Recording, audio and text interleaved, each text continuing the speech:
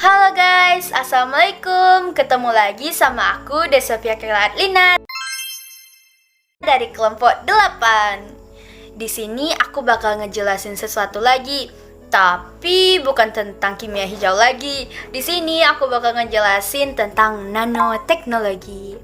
Nah, kira-kira apa sih yang terlintas di pikiran kalian ketika mendengar kata nano? Mungkin sesuatu yang sangat kecil ya. Yap, nanoteknologi umumnya dideskripsikan sebagai sains yang berhubungan dengan kontrol materi pada skala atom dan molekul. Nano sendiri berasal dari bahasa Yunani yang artinya kerdil. Ukuran 1 nanometer saja setara dengan 1/100.000 meter.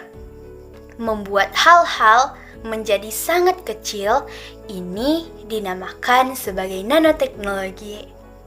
Dengan teknologi ini, kita dapat membuat suatu zat menjadi sangat kecil dan karena itu pula sifat dan bentuk zat tersebut dapat kita ubah sesuai dengan yang kita inginkan. Nah, sampai di sini penjelasan saya tentang nanoteknologi. Mudah-mudahan dapat dipahami dan dimengerti ya. Sampai jumpa di lain waktu. Iya, jika ada kata-kata yang salah, mohon dimaafin ya. Atau ada kekurangan yang lain. Wassalamualaikum warahmatullahi wabarakatuh. Dadah guys. Assalamualaikum warahmatullahi wabarakatuh. Saya Merdiatul Auliatustari dari kelompok 8. Nah, di sini Aulia bakal kasih tahu tentang apa aja sih aplikasi nanoteknologi dalam kehidupan sehari-hari. Yang pertama, di bidang farmasi. Misalnya, obat-obatan yang diproduksi dalam skala nano, sehingga dapat mempercepat penyerapan obat dalam tubuh manusia. Yang kedua, di bidang transportasi. Misalnya, produksi mobil yang beratnya hanya 50 kg. Yang ketiga, di bidang kesehatan. Misalnya, mesin nano atau robot-robot kecil yang berfungsi untuk membunuh virus-virus yang menyebabkan penyakit, serta membersihkan saluran darah yang tersumbat. Yang keempat, di bidang pertanian. Misalnya, nanomodifikasi benih dan pupuk, teknik pengemasan makanan, energi ramah lingkungan, dan teknik jaringan. Yang kelima, di bidang teknologi informasi. Misalnya, kecepatan komputer dengan meningkatnya kapasitas hard disk dan memori pada komputer. Yang keenam, di bidang industri tekstil dan pakaian. Misalnya batik fungsional, tidak hanya sebagai bahan pakaian, namun bahan ini juga bersifat antibakteri, anti UV, anti air, dan tidak mudah kusut serta tidak mudah kotor. Yang ketujuh, di bidang industri pengolahan pangan.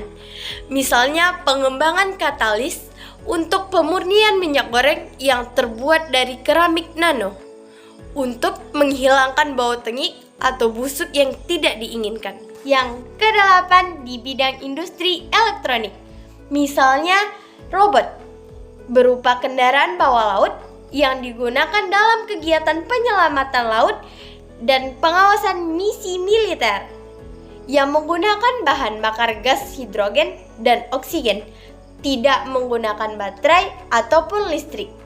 Robot ini pun hanya mengeluarkan limbah berupa air. Nah, teman-teman, jadi itu semua adalah aplikasi nanoteknologi dalam kehidupan sehari-hari. Sekian yang dapat Aulia sampaikan. Wassalamualaikum warahmatullahi wabarakatuh. Assalamualaikum warahmatullahi wabarakatuh. Perkenalkan, nama saya Piuga Darahma Mulyani. Saya dari kelompok 8. Nah, di sini saya akan menjelaskan tentang manfaat nanoteknologi dalam kehidupan sehari-hari. Apa saja ya kira-kira manfaat nanoteknologi dalam kehidupan sehari-hari? Nah, teman-teman, simak penjelasannya yang berikut ini ya.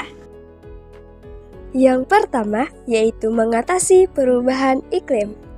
Nanoteknologi telah membantu menciptakan baterai yang dapat menyimpan lebih banyak energi untuk mobil listrik dan telah memungkinkan terciptanya panel surya untuk mengubah lebih banyak sinar matahari menjadi listrik. Yang kedua, yaitu antena dari karbon nanotube. Antena ini memiliki kemampuan yang sama dengan antena dari tembaga. Namun, keunggulan antena serat nanotube ini yaitu bobotnya yang jauh lebih ringan dan fleksibilitas yang lebih baik. Yang ketiga yaitu Big Data. Contohnya adalah Big Data untuk sensor lalu lintas guna untuk mengelola kemacetan dan mencegah terjadinya kecelakaan atau mencegah kejahatan dengan menggunakan statistik untuk lebih efektif mengalokasikan sumber daya polisi. Yang keempat, kayu transparan, material kaca di masa depan. Manfaat nanoteknologi yang satu ini yaitu bisa menjadi material pengganti kaca karena kayu memiliki struktur sel dan serat alami sehingga tidak mudah pecah seperti kaca. Dan yang terakhir yaitu manfaat nanoteknologi untuk transplantasi organ tubuh. Nanoteknologi dapat meningkatkan keberhasilan transplantasi organ dan menyelamatkan lebih banyak nyawa. Para ilmuwan berhasil mengembangkan cara yang aman untuk menghidupkan kembali organ yang dibekukan dengan bantuan partikel nano. Tidak berasa ya, kalau kita sudah berada di detik-detik akhir video ini, mungkin itu saja yang dapat kami sampaikan. Jika ada salah mohon dimaafkan ya. Terima kasih. Semoga bermanfaat.